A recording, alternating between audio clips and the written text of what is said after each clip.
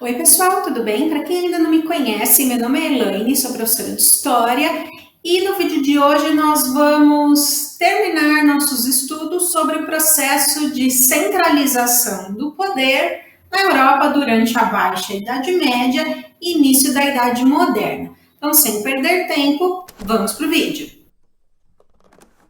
No vídeo passado, eu expliquei para vocês as características desse processo, né? Como se deu a centralização do poder nas mãos do rei. No vídeo de hoje, eu vou mostrar alguns exemplos desse processo em alguns países europeus. Porque lembra que eu falei para vocês no vídeo passado que essa centralização do poder ela não é igual, né, em todos os países. Então, vamos aos exemplos. A centralização do poder na Península Ibérica, Portugal e Espanha, ela está relacionada com a expulsão dos árabes naquele território. Os árabes invadiram a Península Ibérica e fizeram com que a península passasse por uma história diferente do restante da Europa na época do feudalismo. Então, para centralizar o poder em suas mãos, os reis, tanto de Portugal como da Espanha, tiveram que expulsar os árabes do seu território. E os portugueses começaram esse processo no século XII, enquanto o restante da Europa estava passando pelas cruzadas. E aí o que aconteceu? Como vocês podem ver aí no mapa, a Península Ibérica tinha uma divisão territorial diferente da que nós conhecemos hoje. Aí o que aconteceu? O rei Afonso VI de Leão e Castela, que é esta área que eu estou mostrando aqui para vocês, ó, com a luzinha, território espanhol, deu a um nobre francês chamado Henrique de Borgonha a região do Condado Portucalense, aqui em verdinho, ó. Estou mostrando a luzinha aqui para vocês. Então, o processo de centralização do poder em Portugal começou quando Henrique de Borgonha recebeu essa região do Condado Portucalense. Só que os árabes ainda dominavam a parte centro-sul do território da Península Ibérica. Aí o que aconteceu? No ano de 1139, o Afonso Henriques proclamou a independência de Portugal, dando início à dinastia de Borgonha. E o processo de expulsão dos árabes do território português só terminou no ano de 1249. Essa foi a chamada Guerra de Reconquista. Aliás, a última região a ser retirada dos nobres foi a região sul de Portugal, que é a região do Algarves, que inclusive passou a fazer parte do nome oficial do Reino de Portugal e Algarves. Continuando aí na história de Portugal, no ano de 1383 morreu Dom Fernando, da dinastia Borgonha.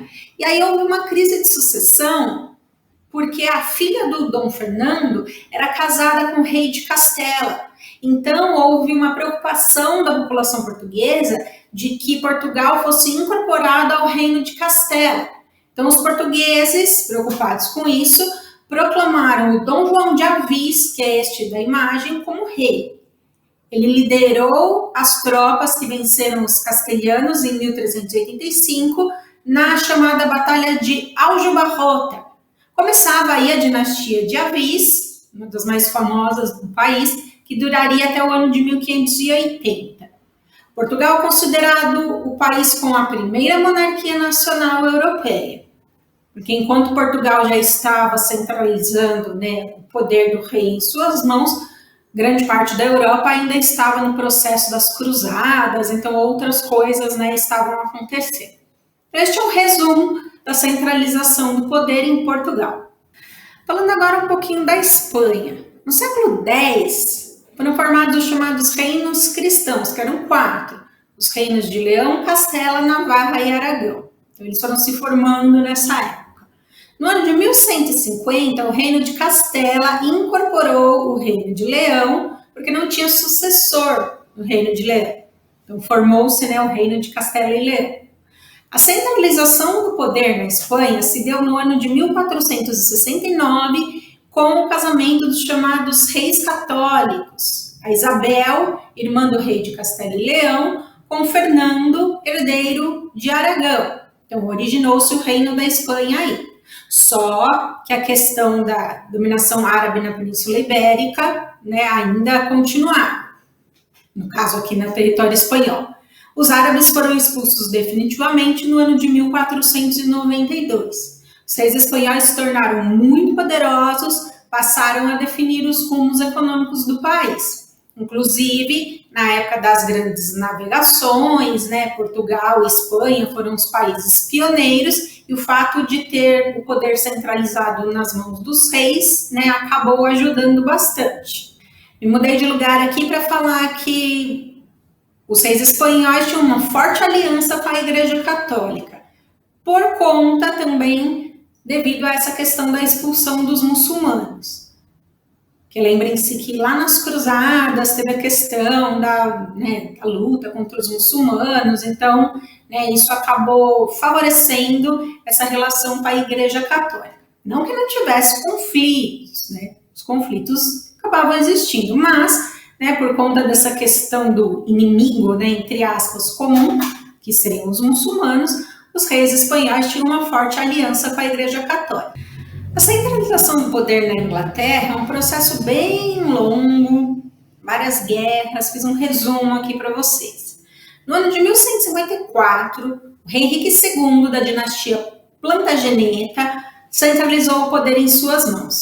Este nome, Plantageneta, vem de uma planta chamada giesta, que eu coloquei aqui para vocês, uma planta muito bonita, inclusive. E aí a flor, era o símbolo do brasão da dinastia Plantageneta. Após a morte do rei Henrique II, os seus sucessores não conseguiram manter o poder em suas mãos. Isso abriu espaço para que senhores de terras e burgueses não ficassem sujeitos à vontade do rei. E aí, deixa eu me mudar de lugar, que é aqui do lado da florzinha. Em 1215, aconteceu um fato determinante para o processo do absolutismo na Inglaterra. Absolutismo, que é um assunto que se vê aí mais para frente. O rei João Sem Terra foi obrigado pelos nobres e pelos burgueses a assinar a Magna Carta, que é um dos documentos mais importantes aí da história da Inglaterra. A Magna Carta limitou o poder do rei. Ele comprometeu o rei a consultar um conselho de nobres toda vez que ele fosse tomar alguma decisão.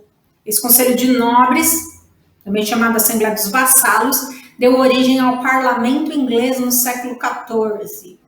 Parlamento que existe até hoje na Inglaterra. E aqui está uma das principais características do absolutismo inglês. Aqui na imagem está o rei João Sem Terra, junto aí aos nobres, assinando a Magna Carta.